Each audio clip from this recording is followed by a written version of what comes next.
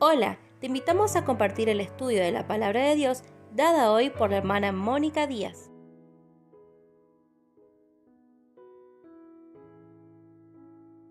Lecciones en la Epístola de Judas, mensaje del tiempo del fin. Perfil profético del tiempo del fin, estudio en la Epístola de Judas. En la continuidad de nuestro estudio en la Epístola de Judas, vemos tres ejemplos que Judas nos da aquí, los cuales poseen tres prevalecientes rasgos, ilustrados por la egoísta conducta de tres personajes en el Antiguo Testamento. Observe la relación de estos tres personajes. Caín prepara el camino para Balaam, quien publica la doctrina de Caín, obtiene el pago de esta y así introduce un servicio falso, un ministerio a sueldo. Coré cierra el triángulo con la anarquía. Caín fue, Balaam se apresuró y Coré pereció. Caín significa fabricación, un artificio, adquisición. Él pretendió ser justo. El camino de Caín, que es la religión de justicia propia, la religión de obras que rechaza simplemente la sangre redentora de Cristo. Su religión fue simplemente esfuerzo propio, perfeccionamiento propio, sin el derramamiento de la sangre de un sustituto, sin el cual ninguno puede ser salvo. Los de afuera rechazan abiertamente, pero aquí hay adquisición como Caín, como pompa propaganda, trayendo su ofrenda regodeándose de lo que le costó, y así presenta su ofrenda aquello que le dio sudor a Dios. En Judas 11 denuncia el error de Balaam. Balaam significa glotón o confundidor del pueblo. Él fue un falso profeta, un impostor, un encantador. Él fue el primer hombre que predicó por sueldo. El error de Balaam nos habla de no entender el valor de la redención. Ignorante de la obra redentora de Cristo, Balaam miró la conducta moral del pueblo y dijo: es realmente fácil, pero él no sabía nada del plan de Dios de la redención y por lucro deseaba sacar ganancia provechosa. Así también las religiones falsas, lo común que tienen es un lindo negocio, siendo ilusorios, pero tienen grandes riquezas. Tienen por base la riqueza que poseen, pero en Tercera de Juan nos dice que los verdaderos salieron por amor y no por ganancia. En Tercera de Juan, verso 7, leemos: Porque ellos salieron por amor del nombre de Él, sin aceptar nada de los gentiles. Coré significa: esta es nuestra calvicie. Él era un anárquico, introdujo el gobierno propio, él era calvo, su gloria fue el liderazgo anárquico, la contradicción de Coré que nos habla de la adoración falsa. La adoración de Caín fue sin sangre, la predicación de Balaam fue sin fe y la vida de Coré sin ley. Vea cómo estos tres hombres se extienden a través de las edades. Caín introduce la doctrina, Balaam la proclama perpetuamente y el fin de Coré tipifica el destino de todos aquellos quienes aceptan la enseñanza de Caín. Mirémoslo más en detalle. Primero, Caín. ¿No es asombroso que fue el primer hombre que Dios creó fuera un fracaso? Este fue Adán. Su primogénito fue un fracaso. Este fue Caín. Él aprendió el camino de salvación de Dios, como también lo supo Abel, de las túnicas de pieles que el Señor hizo para sus padres, pero Caín rehusó su instrucción. En lugar de un cordero, trajo del fruto de la tierra una ofrenda para apaciguar la ira de Dios por el pecado. No hubo sangre en su ofrenda. Judas asemeja así a los pastores malvados como Caín, porque su curso o camino es la justicia propia. Él negó el despotismo de Dios y el señorío de su Hijo por rechazar la sangre de otro en orden a ser salvo. Así hacen ellos. La incredulidad estaba detrás de cada paso que tomaba. De ahí él fue el primer incrédulo de la descendencia de Adán. Fue el primer sujeto con esfuerzo propio, el primer legalista, el primer adorador sin sangre. Fue el padre de todos los judaizantes, el progenitor de la hechicería religiosa, fue el primer hombre mentiroso y el primer en mentir a Dios, el primer homicida. 7 serios hechos son declarados de Caín en Génesis 4. El último es su ruina eterna por rechazar el único medio de salvación, la muerte sustitutiva de otro. Segunda de Pedro capítulo 2, verso 1 del griego, dice: negando al único déspota que lo compró. Así Caín llegó a ser el progenitor de toda la religión que rechaza el sacrificio expiatorio de Jesucristo. Esta es la adoración de Caín. No importa cuán refinado hace sus devotos, ni cuán culturales sean, no importa cuán piamente puedan parecer o andar. Judas está escribiendo de los sucesores de Caín en los últimos días, porque en el verso 18 nos recuerda que el apóstol nos dijo: Habrá burladores en los últimos tiempos. Toda forma de culto religioso está ante nosotros hoy. Como su padre Caín, ellos son fabricantes y pretenden traer una ofrenda a Dios. Doblan las rodillas, levantan sus manos al cielo, se dirigen a Dios como Padre. Traen una canasta, un saco de grano o trigo, o un lindo sinnúmero de manzanas, el fruto de su propio esfuerzo, la expresión del esfuerzo propio. Pero no hay sangre ni vida en algunos de estos. El hombre pecó, el hombre debe morir por su pecado, de ahí un hombre sin pecado tuvo que morir en favor del hombre pecaminoso. Vemos esta verdad, que sin derramamiento de sangre no hay remisión. Vemos en detalle el segundo personaje, a Balaam, y distinguiremos entre el camino y el error y su doctrina. El camino de Balaam, él fue un ministro a sueldo, él amó la paga de su maldad. En 2 de Pedro capítulo 2, verso 15, nos dice que aunque profetizó alguna verdad, no fue profeta de Dios. No pronunció la verdad por causa de la verdad, sino porque el Señor lo puso en un aprieto y no pudo hacerlo de otro modo. Fue un profeta sin Dios. No quiso al verdadero Dios, sino que fue a Baal, peor, por ayuda. Y reflexionemos sobre esto. 2 asnos se encontraron un día, uno tenía 4 patas y el otro 2. El asno de 2 patas rehusó obedecer a Dios y la profecía en favor de Israel. En consecuencia, Dios envió a un predicador de 4 patas y orejas largas a predicarle al falso profeta. Esta es la segunda instancia de un hablar en otra lengua. En la Torre de Babel fue la primera. Si Dios puede hacer a un animal mudo hablar un lenguaje inteligente articulado, seguramente no debe ser considerado extraño que haga a su propio pueblo hablar en otras lenguas y magnificar su nombre. El curso o carrera de Balaam está llena de instrucción. 3 veces fue a obtener un mensaje de su Dios, porque se proponía maldecir a Israel y obtener gran recompensa que Balac le prometió. No fue el verdadero Dios, sino con sus encantamientos, según vemos en Números 24. Por esto sabemos que fue un falso profeta. Pero siempre el Espíritu de Dios tomó posesión y le hizo profetizar bien con respecto a Israel. En Apocalipsis capítulo 2, verso 14, nos informa de la doctrina de Balaam. Cuando falló en maldecir a Israel, con sus profecías los sedujo para guiarlos a comer cosas sacrificadas a los ídolos y cometer fornicación. Es decir, Israel volvió a la adoración de los ídolos, y pueden leer completamente Números 25. La enseñanza es que no todo hombre que profetiza la verdad es profeta de Dios. Marque bien esta realidad. Los profetas de Dios declaran la verdad por causa de la verdad para bendición de otros. Ellos buscan la gloria de Dios, no una recompensa carnal, así como Jesús mismo lo declara, y podemos leer en Juan capítulo 4, verso 34. Jesús le dijo: mi comida es que haga la voluntad del que me envió y que acabe su obra. Los verdaderos ministros no buscan lo suyo propio, no falsifican las escrituras para favorecer sus propias teorías o los caprichos de sus propios seguidores, nunca predican por dinero. Así diferenciamos las 3 instancias de Balaam. El camino de Balaam, el apóstol Pedro nos habla del camino de Balaam en 2 de Pedro capítulo 2, verso 15. El camino de Balaam es el de la codicia por ventaja personal. Aunque él tenía un don, lo usó para su propia ganancia. Esta no fue la característica de los profetas verdaderos, el de recibir dinero o alguna recompensa por su don. Lo vemos desde Samuel a Malaquías. Las características, acá vimos la actitud de los falsos profetas y vemos en el versículo 14 que estaban habituados, podemos decir Balaam estaba habituado y entrenado. Leemos en 2 de Pedro capítulo 2, verso 14. Tienen los ojos llenos de adulterio, no se sacian de pecar, seducen a las almas inconstantes, tienen el corazón habituado a la codicia y son hijos de maldición. La codicia es parte de la vieja naturaleza. En lo que respecta a los falsos profetas, este hábito es algo más que una tendencia.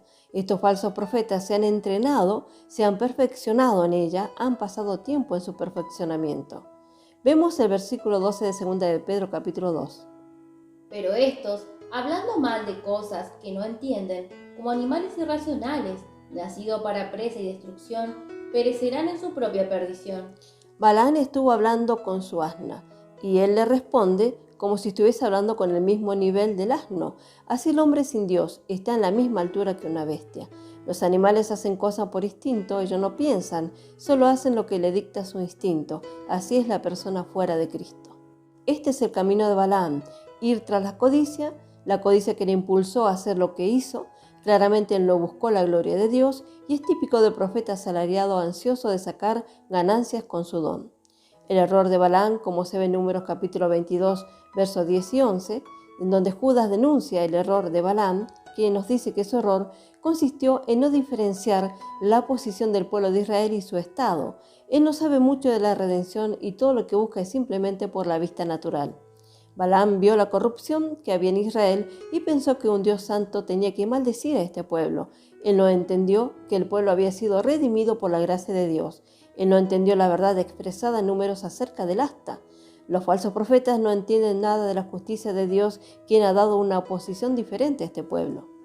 En sus profecías parece que él reconoce esta verdad, pero no lo es así, sino que todo gira en torno a la ganancia, al rédito que él pudiera obtener.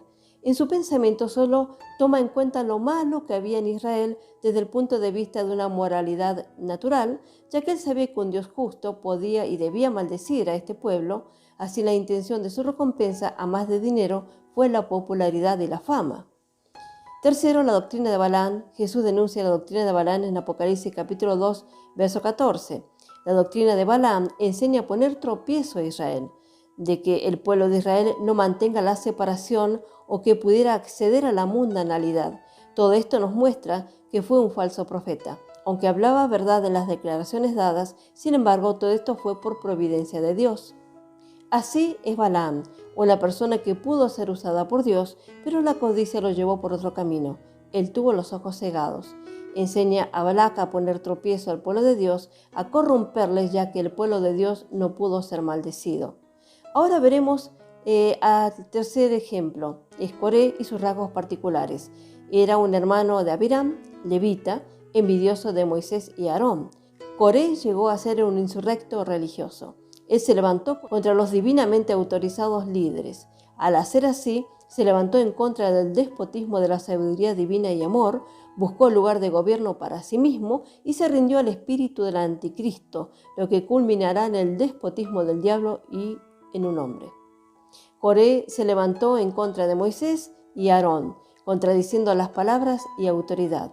Moisés dijo: tendremos un encuentro de oración y Dios mostrará quién es apropiado.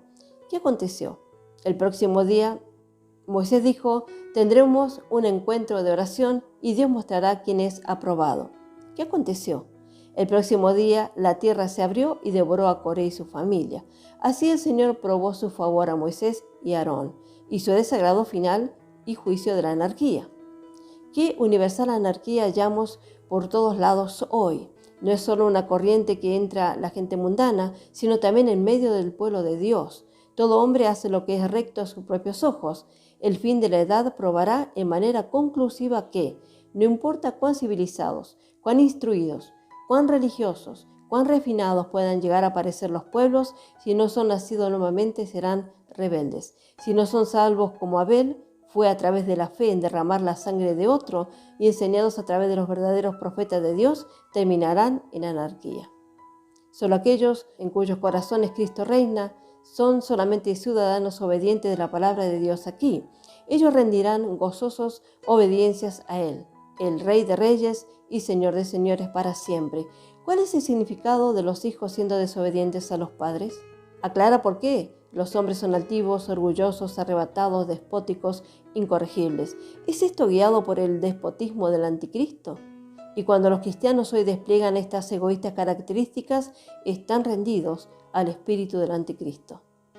Oh, cuidado, dé a Cristo el primer lugar en su corazón, en su amor y servicio. Vea por qué enseñamos a los santos a someterse el uno al otro para provecho mutuo. Como nos dice en Filipenses 4:5 y leemos: vuestra gentileza sea conocida de todos los hombres, el Señor está cerca. Para capacitarle a hacerlo, y tome nota de esto.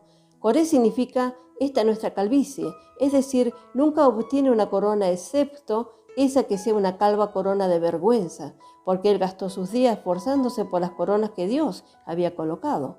Coronemos ahora a Jesús, Señor de todo, entonces Él nos coronará, señores, ante todos en gloria. Nuestra única seguridad está en creer en el Señor Jesucristo a través de su sacrificio expiatorio. Introdujo la redención eterna. La fe en lo que Jesús hizo por nosotros nos trae el favor de Dios, donde Él puede hacer todo para nosotros en experiencia. donde puede obrar en nosotros el querer y el hacer por su buena voluntad y guiarnos a conocerle, amarle y gozarle por la eternidad. No necesitamos la falsa práctica o profecía de Balaam, ni conducirnos en la rebelión de Coré.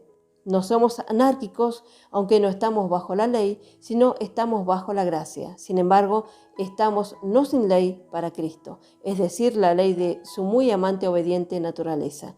El poder predominante de nuestro ser es la ley de nuestra nueva creación, de una vida de amor, la cual ama a Jesús preeminentemente.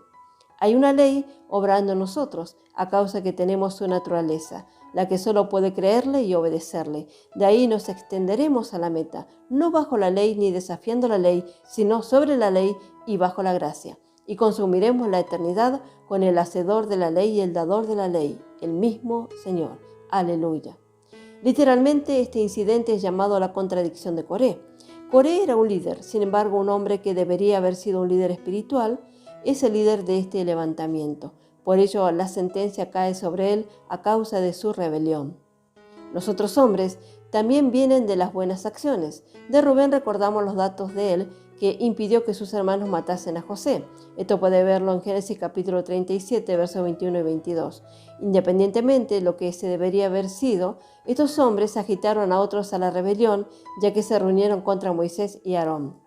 No debería sorprendernos, ya que eran la misma clase de personas que querían apedrear con tal vehemente oposición a Jesús, y a la vez, por la misma razón, se negaron a obedecer los mandamientos de Dios, rechazando el ungido de Dios enviado por Dios. Los hombres siempre tienen sus razones para hacer lo que hacen como si fuera un favor. Pareciera no ser tan difícil para Coré hablar así a las multitudes, porque ellos son inestables como la arena del mar. Él era muy locuaz y toca puntos estratégicos, y prontamente la gente sigue en su rebelión. Ellos se levantaron contra Moisés y Aarón, los líderes puestos por Dios, pero realmente ellos se levantaron contra Dios mismo. Espiritualmente, la lección que aprendemos aquí es que si nos levantamos contra aquello que Dios ha levantado, nos levantamos contra Dios mismo. ¿Quién fue Coré? Él fue un coatita de la tribu de Leví. Tiene una parte muy importante porque ellos llevaron los muebles del santuario, pero precisamente no sabemos cuál realmente fue su trabajo. Pero al parecer esto no fue suficiente para él. Él quería más y los que se unieron con él eran personas importantes de la congregación. Espiritualmente tenemos que recordar que ninguno de nosotros tiene la elección en cuanto al ministerio de qué lugar ocupar en el cuerpo de Cristo, sino Dios. En 1 Corintios 12:8 leemos: Mas ahora Dios ha colocado los miembros, cada uno de ellos en el cuerpo, como Él quiso. Nuestra parte es estar satisfecho para que todos reciban los beneficios en función del cuerpo. Literalmente, en nuestra lección, Coré y sus asociados no estaban satisfechos. Rubén también aquí se lo haya relacionado con ellos. Antiguamente todo privilegio caía sobre el primogénito. Este se encargaba de las cosas sagradas y como Dios eligió a Leví para este servicio, tal vez algunos habrían pensado que este era su privilegio como primogénito. Y Coré tocó estos puntos estratégicos y fácilmente ellos le acompañaron. Coré tenía varios significados como dijimos. Esta es nuestra calvicie, llamamiento, acontecimiento y perdiz. Avirán significa mi padre es exaltado. Datán significa la ley de ellos, el decreto de ellos. Y On significa vigor, fuerza. Espiritualmente, a veces el creyente piensa que debe llevar una responsabilidad a la cual no es llamado por el Señor.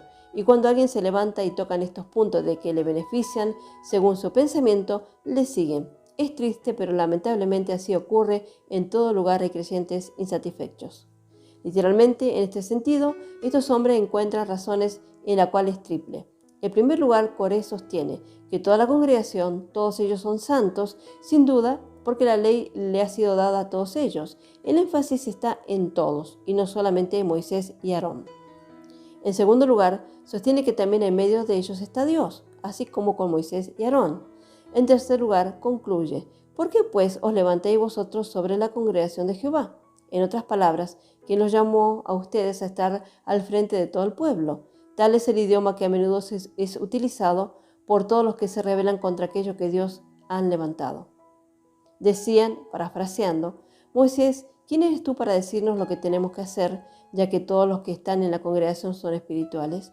Dios nos ha elegido a todos nosotros y se encuentra en medio de nosotros. ¿Quién eres tú para levantarte por encima de todos los demás y dar instrucción al pueblo? literalmente, pero veamos la reacción de Moisés. Tal vez nuestra reacción es querer defendernos, pero aquí tenemos un ejemplo para seguir. Él va a la defensa o en su defensa al Señor y le declara a Dios mismo esta situación. Moisés una vez más cae en su rostro ante el Señor y se niega a defenderse a sí mismo o a altercar, argumentar, discutir, debatir, defender o dar razones a sus acusadores. Él demuestra verdadera humildad y sabiduría en el asunto. Él no procura defenderse a sí mismo, sino que dejó todo en las manos del Señor, y esta es la manera. Ahora consideraremos 7 seudónimos criticados. Un seudónimo es un nombre utilizado, normalmente se sustituye el nombre auténtico. Verso 12. Estos son manchas en vuestros ágapes, que comiendo impúdicamente con vosotros se apacientan a sí mismos. Nubes sin aguas, llevadas de acá para allá por los vientos, árboles otoñales, sin fruto, 2 veces muertos y desarraigados. De los 7 seudónimos, veamos el primero, que nos dice manchas en vuestros ágapes. En la versión revisada nos dice, estos son manchas en vuestros ágapes, que comiendo impúdicamente con vosotros. En la versión King James nos dice, estos son manchas en vuestros ágapes, cuando banquetean con vosotros, pretenden tener una comunión con usted. Aparentemente gozan sus reuniones de adoración y alabanza, mas su presencia es contaminante, son manchas, son peligrosos, como la roca o el peñasco contra el cual el mar se arroja, rocas hendidas, y su verdadero carácter está escondido. Buscan y están buscando algo para su propia ventaja.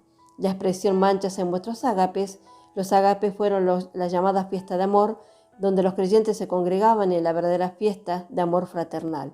En su origen esta expresión nos indica que estos falsos son rocas escondidas. La idea es de un río o mar que parece que tiene buena agua, pero debajo hay piedras escondidas que pueden hacer hundir las naves. De allí ellos son, de los 7 seudónimos que vemos al segundo, verso 12, pastores que sin temor se alimentan a sí mismos. En la versión revisada nos dice que comiendo impúdicamente con vosotros se apacientan a sí mismos. No tienen temor filial de Dios, ni tienen por temor que Dios castigue su codicia. Se anuncian a sí mismos ser pastores y prueban ser nada más que esquiladores. Aparentemente son llamados talentosos, elocuentes, formales y píos.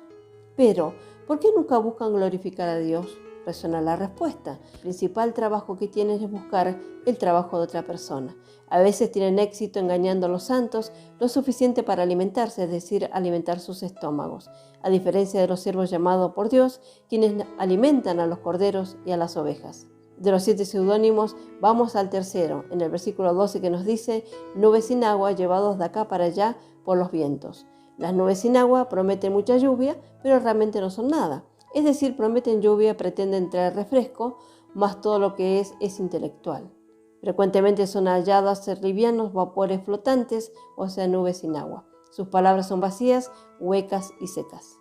No son guiados por el Espíritu de Dios ni por la palabra de Dios. El bien de las almas y la gloria de Dios no le estimulan, sino las impresiones, las ilusiones, las fabulosas ofertas, las lisonjas y las ventajas personales y las perspectivas construyendo castillos en el aire. Son los típicos vientos que los llevan de aquí para allá. Cada sucesivo apelativo del apóstol es más severo que el precedente, por lo tanto llama a estos líderes impíos como expresivo seudónimo.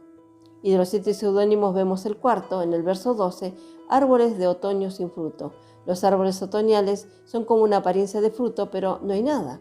Las nubes sin agua son llevadas de acá para allá por los vientos. Los árboles otoñales sin fruto son 2 veces muertos y desarraigados. Parecen progresar solo en la estación correcta, justo cuando estamos necesitando ayuda, pero al revisar no hay nada. Así en lo espiritual prometen fructilidad, se parecen a los árboles de fruto, mas están sin el fruto del espíritu. Amor, gozo, paz, benignidad, etc., aunque pueden por un tiempo urgir estas cualidades. Vemos lo notable de la expresión 2 veces muerto. Primero, aunque son árboles otoñales, es decir, prometiendo frutos, sin embargo no hay nada de señal en ellos, como árboles en invierno sin frutos deshojados. Segundo, se hallan actualmente muertos, tan muertos que no pueden tener vida nuevamente. De ahí son desarraigados, 2 veces muertos, porque participan de la segunda muerte. Dios sacará de la raíz todo árbol que no fue plantado por él. Los falsos maestros, aunque profesando vida y prometiendo vida, son hallados estar muertos en delitos y pecados, como dices en Efesios 2:1, no habiendo nunca nacido nuevamente. Por supuesto, están sin el fruto del Espíritu y más, no solo no tienen vida, sino que nunca pueden tener vida. Nunca pueden ser salvos a causa de ir en el camino de Caín, rechazando la ofrenda de Dios por el pecado. Se colocan donde la misericordia de Dios no puede alcanzarlos, escogen la muerte segunda. En cuanto a alguna esperanza de ellos para ser salvos, están desarraigados y pensamos cuán grave es la sentencia. Que el Señor nos siga iluminando con su Espíritu para darnos sagacidad en este tiempo que estamos viviendo esperando la venida del Señor Jesucristo que será en breve. Que el Señor bendiga ricamente. Amén. Hola, los saludamos de parte del canal El Evangelio de la Gloria. Los invitamos a suscribirse a nuestro canal de YouTube y activar la campanita de notificaciones para que les llegue toda la nueva info a medida que subimos cada video. Dios les bendiga ricamente.